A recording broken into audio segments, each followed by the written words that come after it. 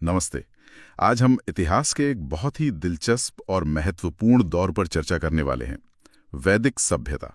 जी हाँ, वो दौर जिसने भारत की संस्कृति और दर्शन की कह सकते हैं बुनियाद रखी। बिल्कुल। हमारे पास कुछ नोट्स और रिसर्च पेपर्स हैं, तो आज कोशिश करेंगे कि इस युग को परत दर परत समझें। जैसे परीक्षा की तैयारी करते हैं ना, बिल्कुल वैसी। तो चलिए शुरू करते हैं। सबसे पहला सवाल तो यही उठता है कि ये सभ्यता बसाई किसने और कब? माना जाता है कि वैदिक सभ्यता का निर्माण आर्यों ने किया। अब ये आर्य शब्द जो है संस्कृत में इसका मतलब होता है श्रेष्ठ या कुलीन। अच्छा। हाँ, पर यह ध्यान रखना जरूरी है कि ये कोई नस्ल या रेस वाला शब्द नहीं है, जैसा बाद में समझा गया। ये ज्यादातर एक भाषाई और सांस्कृतिक पहचान थी। ठीक है। और समय कब की बात है ये? देखिए, इसका समय मोटा मोटा 1500 ईसा पूर्व से 600 ईसा पूर्व तक माना जाता है, और इसे हम दो हिस्सों में बांटकर देखते हैं। पहला ऋग्वैदिक काल, जो करीब 1500 से 1000 ईसा पूर्व तक चला, और दूसरा? उत्तर वैदिक काल, लगभग 1000 से 600 ईसा पूर्व तक। ठीक है। तो ये आर्य जिनके बारे में आपने बताया, ये आए कहाँ से थे? क्या इस पर कोई एक राय है? एक राय तो नहीं है। इस पर विद्वानों में काफी बहस है, हमेशा से रही है।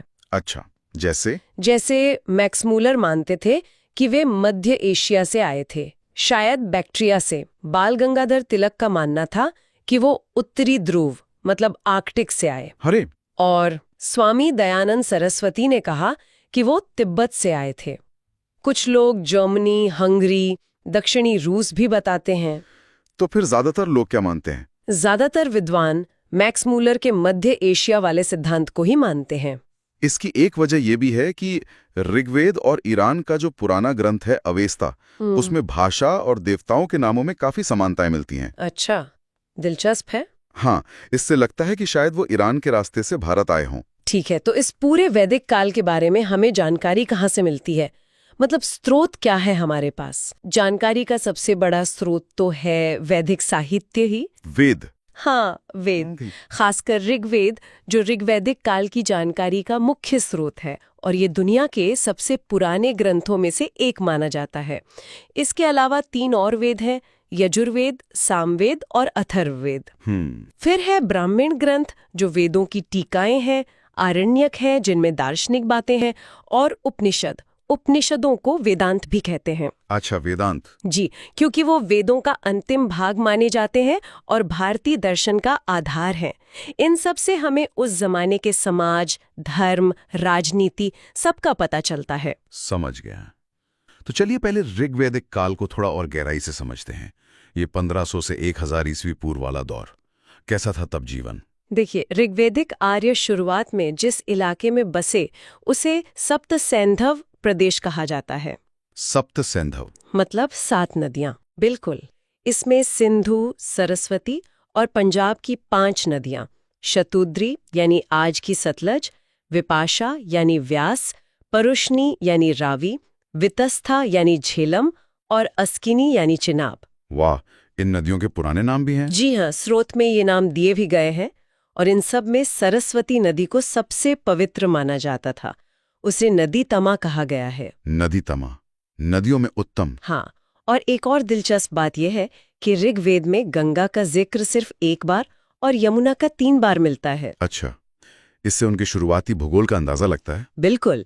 हिमालय और उसकी एक चोटी मुजवंत का भी जिक्र है, जहां से शायद सोम मिलता था। ठीक है।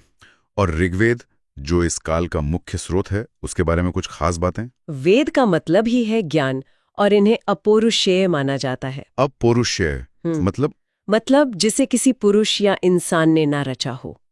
ईश्वर की वाणी मानते हैं इन्हें। हाँ, संकलन का श्रेय महर्षि वेदव्यास को दिया जाता है। ऋग्वेद सबसे पुराना है।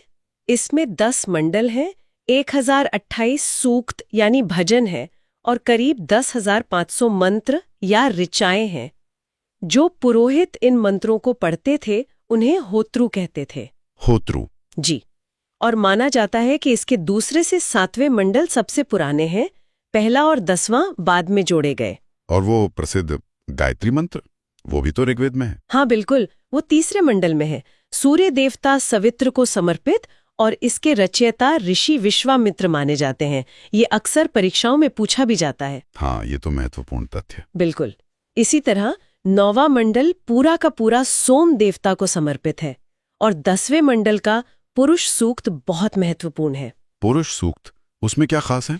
उसमें पहली बार 4 वर्णों ब्राह्मण, क्षत्रिय, वैश्य और शूद्र का एक साथ उल्लेख मिलता है।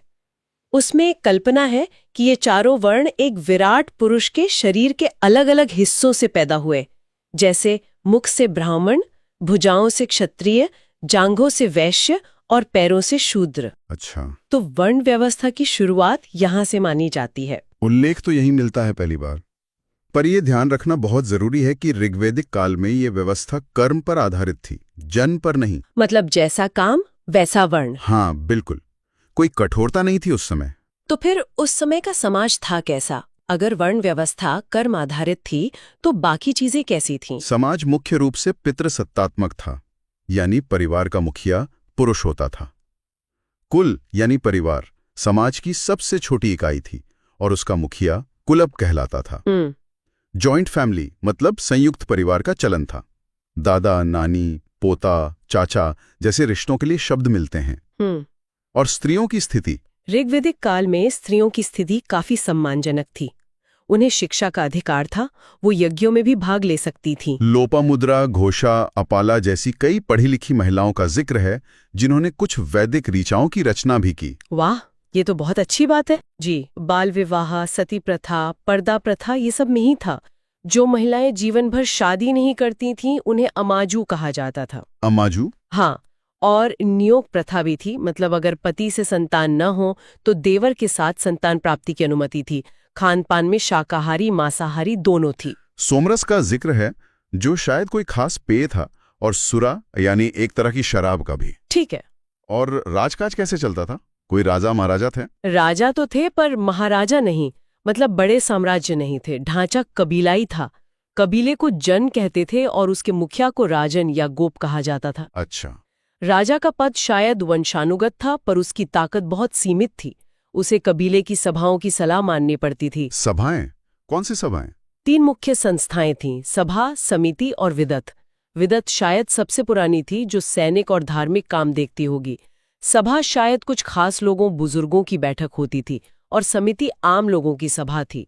समिति राजा को चुनने में भी भूमिका निभाती थी। और क्या महिलाएं इनमें भाग ले सकती थीं? हाँ, ये खास बात है। स्त्रियां सभा और विदत में भाग ले सकती थी, समिति में शायद नहीं। तो राजनीतिक शक्ति बटी हुई थी। अच्छा, और लोगों का पेट कैसे भरता था? अर्थव्यवस्था कैसी थी? ऋग्वैदिक काल में अर्थव्यवस्था का मुख्य आधार था पशुपालन। कृषि दूसरे नंबर पर थी। पशुपालन मतलब गाय भैंस? हाँ, खासकर गाय। गाय बहुत ही महत्वपूर्ण थी, इतनी कि उसे अघन्या कहा गया है। अघन्या मतलब जिसे मारा ना जाए। सारी संपत्ति गायों में ही गिनी जाती थी और गायों के लिए लड़ाइयां भी होती थीं, जिन्हें गविष्ठी कहते थे, यानी गायों की खोज। गविष्ठी? जी। घोड़ा भी बहुत काम का पशु था, रथ चलाने के लिए। कुछ व्यापारी थे पणी, जो गाय चुराने के लिए बदनाम थे। अच्छा, और खेती? खेती होती थी, जो यव का जिक्र है, पर उतनी जरूरी नहीं थी जितनी पशुपालन। हाँ। व्यापार ज्यादातर वस्तु विनिमय से होता था, मतलब चीज के बदले चीज। हाँ। निष्क नाम के सोने के गहने का जिक्र है, जो शायद कभी कभी सिक्के जैसा काम करता हो। सूदखोरी का भी जिक्र है। ठीक है। और धर्म, पूजा पाठ कैसे करते थे ये लोग? किन देवी देवताओं को मानते थे? ये लोग मुख्यतः प्रकृति की शक्तियों की पूजा करते थे। बहुदेववादी थे, मतलब कई देवताओं को मानते थे। सबसे मुख्य कौन थे? सबसे महत्वपूर्ण देवता थे इंद्र। उन्हें युद्ध का, बारिश का, तूफान का देवता माना जाता था। पुरंदर भी कहते थे, यानी किले तोड़ने वाला। ऋग्वेद में सबसे ज्यादा करीब 250 सूक्त इंद्र के लिए हैं। अच्छा, 250? हाँ। दूसरे नंबर पर थे अग्नि, करीब 200 सूक्त। अग्नि को मनुष्य और देवताओं के बीच का मीडिएटर, मध्यस्थ माना जाता था, क्योंकि यज्ञ की आहुति अग्नि से ही ऊपर जाती थी। बिल्कुल सही। तीसरे महत्वपूर्ण देवता थे वरुण। उन्हें ऋतस्य गोपा कहा गया है, यानी नैतिक नियमों का रक्षक। इनके अलावा सोम, वनस्पति देवता, उषा, सुबह की देवी अदिति, मरुत, आंधे के देवता, पुषण, पशुओं के देवता जैसे कई और देवता थे। मूर्ति पूजा होती थी? नहीं, मूर्ति पूजा का कोई प्रमाण नहीं मिलता। पूजा का तरीका था मंत्र पढ़ना यानी स्तुति करना और यज्ञ करना। तो ये थी ऋग्वेदिक काल की एक झलक। अब आगे बढ़ते हैं उत्तर वैदिक काल की तरफ, यानी 1000 ईसा पूर्व से 600 ईसा पूर्व तक। आपने कहा था कि यहाँ बड़े बदलाव हुए, तो यहाँ कहानी और दिलचस्प हो जाती है। बिल्कुल बिल्कुल। उत्तर वैदिक काल में बहुत बड़े और दूर तक असर डालने वाले बदलाव हुए। जैसे? पहला तो आर्यों का जियोग्राफिकल विस्तार। वो अब सप्त सैंधव इलाके से पूरब की ओर बढ़े और गंगा यमुना के मैदान और उससे भी आगे पूर्वी भारत तक फैल गए। और इस फैलाव में किसी चीज ने मदद की? हाँ, सबसे बड़ी मदद की लोहे ने। इस काल में लोहे का ज्ञान हुआ और उसका इस्तेमाल बड़े पैमाने पर होने लगा। लोहे को श्याम अयस या कृष्ण अयस कहते थे। लोहे का इस्तेमाल? जी, लोहे के हल बने, कुल्हाड़ियां बनी, इनसे जंगल साफ करना, गहरी जुताई करना आसान हो गया। इससे कृषि का महत्व एकदम से बढ़ गया। तो पशुपालन से कृषि की तरफ शिफ्ट? हाँ, बिल्कुल। लोग स्थायी रूप से गांव बसाकर रहने लगे, इसीलिए इसे भारत में लौह युग की शुरुआत भी मानते हैं। इस काल की जानकारी हमें बाकी 3 वेदों यजुर्वेद, सामवेद, अथर्ववेद और ब्राह्मण ग्रंथों, आरण्यकों, उपनिषदों से मिलती है। समझ गया। तो लोहे ने जिंदगी बदल दी। समाज पर क्या असर पड़ा इसका? समाज पर बहुत गहरा असर पड़ा। जो वर्ण व्यवस्था ऋग्वैदिक काल में कर्म आधारित और लचीली थी, वो अब जन्म पर आधारित और बहुत कठोर हो गई। मतलब ब्राह्मण का बेटा ब्राह्मण, क्षत्रिय का बेटा क्षत्रिय। हाँ, बिल्कुल वैसा ही। चारों वर्ण, ब्राह्मण, क्षत्रिय, वैश्य, शूद्र, एकदम अलग अलग हो गए। उनके काम, उनके अधिकार, समाज में उनका स्थान सब लगभग तय हो गया। यज्ञों का महत्व बहुत बढ़ गया, इसलिए ब्राह्मणों का स्थान सबसे ऊंचा हो गया। शूद्रों की हालत खराब हुई। और स्त्रियों की स्थिति ऋग्वैदिक काल में तो अच्छी थी। यहाँ गिरावट आई। उत्तर वैदिक काल में स्त्रियों की स्थिति पहले जैसी नहीं रही। उन्हें सभा जैसी संस्थाओं में जाने से रोका जाने लगा। उनका उपनयन संस्कार, जो शिक्षा शुरू करने का प्रतीक था, वो भी बंद कर दिया गया। अरे हाँ, कुछ ग्रंथों में तो बेटी के जन्म को दुख का कारण तक बताया गया है। इसी समय गोत्र व्यवस्था भी शुरू हुई। गोत्र मतलब जैसे आज होता है? हाँ, उसी की शुरुआत। पहले शायद गोत्र का मतलब था वो जगह जहां पूरे कुल के जानवर रखे जाते थे। बाद में ये एक ही पूर्वज के वंश का निशान बन गया और एक ही गोत्र में शादी करना मना हो गया। अच्छा। और जीवन के 4 आश्रम, ब्रह्मचर्य, गृहस्थ, वानप्रस्थ, सन्यास, इनका विचार भी इसी समय आया। चारों का एक साथ जिक्र जाबालोपनिषद में मिलता है। अच्छा, और राजनीति में क्या बदलाव आए? राजा क्या अब ज्यादा ताकतवर हो गए? हाँ, बहुत ज्यादा। ऋग्वैदिक काल के जो छोटे छोटे कबीलाए जन थे, वो अब मिलकर बड़े इलाके वाले राज्य बन गए, जिन्हें जनपद कहा गया। जनपद? जी, और राष्ट्र शब्द का प्रयोग भी अब साफ तौर पर होने लगा। राजा की ताकत और शानो शौकत बहुत बढ़ गई। अब राजा को सिर्फ कबीले का मुखिया नहीं, बल्कि देवता का प्रतिनिधि माना जाने लगा। अच्छा, राजत्व का दैवीय सिद्धांत। बिल्कुल। जो पुरानी कबीलाई सभाएं थी, सभा और समिति, उनका महत्व कम हो गया। राजा अब अपनी ताकत दिखाने के लिए बड़े बड़े यज्ञ करवाते थे। यज्ञ? कौन से यज्ञ? जैसे राजसूय यज्ञ, अश्वमेध यज्ञ के रूप में लिया जाता था। और राजा की मदद के लिए मंत्री वगैरह होते थे? हाँ, अधिकारी होते थे जिन्हें रत्निन कहते थे। करीब 12 रत्निन का जिक्र मिलता है, पुरोहित, सेनापति, कोषाध्यक्ष वगैरह। ठीक है। अर्थव्यवस्था में तो आपने बताया कि कृषि मुख्य हो गई, और क्या बदलाव थे? हाँ, कृषि मुख्य पेशा बन गई। लोहे के हल और खाद के इस्तेमाल से खेती अच्छी होने लगी। चावल, व्रीहि, जौ, यव, गेहूं, गोधूम, दालें, तिल, कई तरह की फसलें उगाई जाने लगी। अच्छा। इस काल के कुछ खास मिट्टी के बर्तन भी मिलते हैं। उन्हें कहते हैं चित्रित धूसर मृद भांड, PGW। PGW, painted grey ware. हाँ, स्लेटी रंग के बर्तन जिन पर काले रंग से डिजाइन बने होते थे। ये इस युग की पहचान है। व्यापार भी बढ़ा। चीजों की अदला बदली तो थी ही, पर सोने चांदी के टुकड़े जैसे निष्क, शतमान वगैरह का इस्तेमाल सिक्के की तरह होने लगा। व्यापारियों के अपने संगठन बन गए, जिन्हें श्रेणी कहते थे, और समुद्र या सागर का जिक्र भी मिलता है, यानी समुद्री व्यापार भी शायद होता था। और धार्मिक जीवन में भी बदलाव आए होंगे? हाँ, बिल्कुल। धर्म में भी बड़े बदलाव दिखे। ऋग्वैदिक काल के जो हीरो देवता थे, इंद्र और अग्नि, उनका महत्व कम हो गया। तो उनकी जगह कौन प्रमुख हो गए? उनकी जगह त्रिदेवों की महत्ता बढ़ गई। प्रजापति यानी सृष्टि बनाने वाले, विष्णु यानी पालन करने वाले, और रुद्र यानी संहार करने वाले, जो बाद में शिव के रूप में जाने गए। त्रिदेव ब्रह्मा विष्णु महेश वाला कॉन्सेप्ट यही से शुरू हुआ। हाँ, उसकी नींव यहीं पड़ी। और यज्ञ और कर्म कांड बहुत ज्यादा जटिल, खर्चीले और लंबे हो गए। उनमें पशु बलि भी बहुत बढ़ गई। इन सब कर्म कांडों की वजह से पुरोहित वर्ग यानी ब्राह्मणों का समाज पर कंट्रोल बहुत ज्यादा बढ़ गया। लेकिन आपने उपनिषदों का भी जिक्र किया था। हाँ, वही तो असली मोड़ है। एक तरफ ये कर्मकांड बढ़ रहे थे, तो दूसरी तरफ उपनिषदों में एक बिल्कुल अलग सोच विकसित हो रही थी। उपनिषदों ने इन बाहरी कर्मकांडों पर सवाल उठाए और ज्ञान पर जोर दिया। आत्मा क्या है, ब्रह्म क्या है, दुनिया कैसे बनी, मोक्ष कैसे मिलेगा, इन सवालों पर विचार किया गया। अच्छा, तो कर्मकांड के साथ साथ दर्शन भी मजबूत हो रहा था। बिल्कुल, कर्म का सिद्धांत, पुनर्जन्म का विचार, ये सब भी मजबूत हुए। और यही उपनिषदों का चिंतन था जिसने आगे चलकर जैन और बौद्ध धर्म जैसे नए विचारों के लिए जमीन तैयार की। ये तो वाकई एक बड़े बदलाव का दौर था। अच्छा, आपने बाकी 3 वेदों का जिक्र किया था, यजुर्वेद, सामवेद, अथर्ववेद, और ब्राह्मण ग्रंथ, आरण्यक, उपनिषद। इनके बारे में थोड़ा और बता सकती हैं? हाँ, संक्षेप में बताती हूँ। यजुर्वेद जो है उसमें यज्ञ करने के नियम और मंत्र हैं। ये गद्य और पद्य दोनों में है। इसके पुरोहित अध्वर्यु कहलाते थे। सामवेद को भारतीय संगीत का जनक मानते हैं। इसमें ज्यादातर मंत्र ऋग्वेद वाले ही हैं, पर उन्हें गाने लायक बनाया गया है। इसके गायक उद्गाता कहलाते थे। संगीत का वेद? हाँ, और अथर्ववेद सबसे बाद का माना जाता है। इसमें आपको जादू टोना, बीमारी दूर करने के मंत्र, दवाइयों की बातें, रोजमर्रा की जिंदगी से जुड़ी चीजें और कुछ ऊंचे दर्जे के दार्शनिक विचार भी मिलेंगे।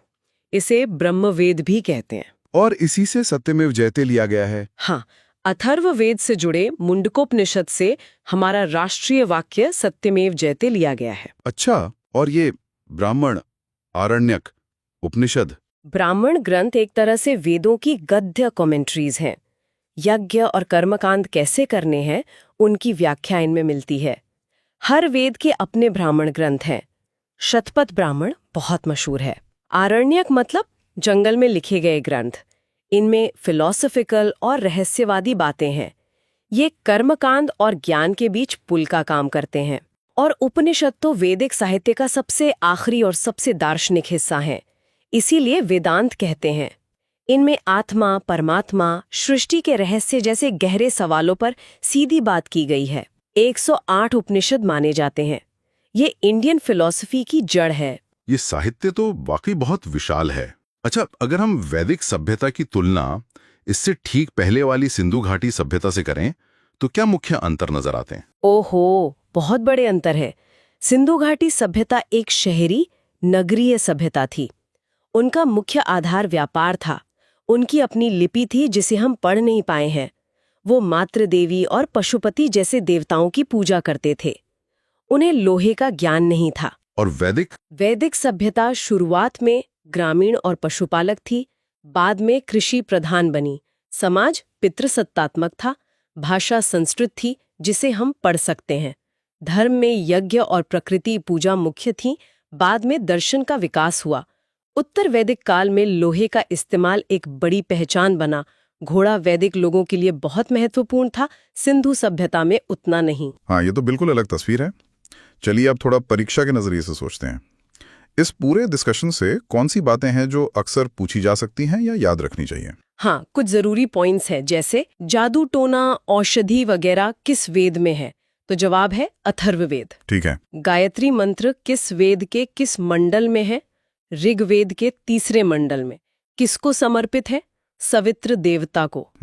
अपौरुषेय का क्या मतलब है? मतलब जो इंसान ने न रचा हो, वेद। सत्यमेव जयते कहाँ से लिया गया है? मुंडकोपनिषद से। सही। ऋग्वैदिक काल का मुख्य पेशा पशुपालन, उत्तर वैदिक का कृषि। पुरुष सूक्त में बताए गए 4 वर्ण, ब्राह्मण, क्षत्रिय, वैश्य, शूद्र। अघन्या किसके लिए कहा गया है? गाय के लिए। अच्छा। उत्तर वैदिक काल की खास पहचान वाले मिट्टी के बर्तन, चित्रित धूसर मृदभांड, PGW, और धातु लोहा, ऋग वैदिक काल की तुलना में उत्तर वैदिक काल में स्त्रियों की स्थिति में क्या हुआ? गिरावट आई। ऋग वैदिक काल के सबसे महत्वपूर्ण देवता इंद्र, उत्तर वैदिक काल के प्रजापति, विष्णु, रुद्र। गोत्र व्यवस्था कब शुरू हुई? उत्तर वैदिक काल में। बहुत अच्छे, ये तो काफी उपयोगी रहेगा। तो आज हमने वैदिक सभ्यता की काफी लंबी और गहरी यात्रा की। हमने उसकी टाइमलाइन देखी, ऋग्वैदिक और उत्तर वैदिक काल के समाज, राजनीति, अर्थव्यवस्था, धर्म को समझा। हमने ऋग्वेद से लेकर उपनिषदों तक के विशाल साहित्य पर भी बात की और देखा कि कैसे इस लंबे दौर में धीरे धीरे कितने बड़े बदलाव आए। एक तरह से हमने उन जड़ों को छुआ जिनसे हमारी आज की संस्कृति, धर्म और सोच निकली है। बिल्कुल सही कहा आपने। ये काल सिर्फ इतिहास का एक चैप्टर नहीं है। यहाँ जो विचार पैदा हुए, जो संस्थाएं बनी, जो ग्रंथ लिखे गए, उनका असर आज भी हमारे जीवन भर है, किसी न किसी रूप में। यज्ञों की परंपरा से लेकर उपनिषदों के दर्शन तक, वर्ण व्यवस्था की जड़ों से लेकर आश्रम व्यवस्था के आदर्श तक, इस काल की देन बहुत गहरी और जिंदा है। और इसी गहरी विरासत से एक सवाल मेरे मन में आ रहा है। हमने देखा कि उत्तर वैदिक काल में एक तरफ तो यज्ञ और कर्मकांड आसमान छू रहे थे, पुरोहितों का दबदबा बढ़ रहा था, और दूसरी तरफ उन्हीं के बीच से उपनिषद निकल रहे थे जो इन्हीं कर्मकांडों पर सवाल उठा रहे थे और कह रहे थे कि असली चीज तो ज्ञान है, आत्मा को जानना है, ब्रह्म को समझना है। तो आखिर ऐसा क्यों हुआ होगा? वो क्या कारण थे कि एक ही समाज में, एक ही समय में ये दो बिल्कुल विपरीत लगने वाली धाराएं, एक बाहरी कर्मकांड की और दूसरी भीतरी ज्ञान की, एक साथ इतनी मजबूत हो गईं? ये सोचने वाली बात है ना कि वो समाज कैसे इन दोनों के बीच एक रास्ता तलाश रहा था।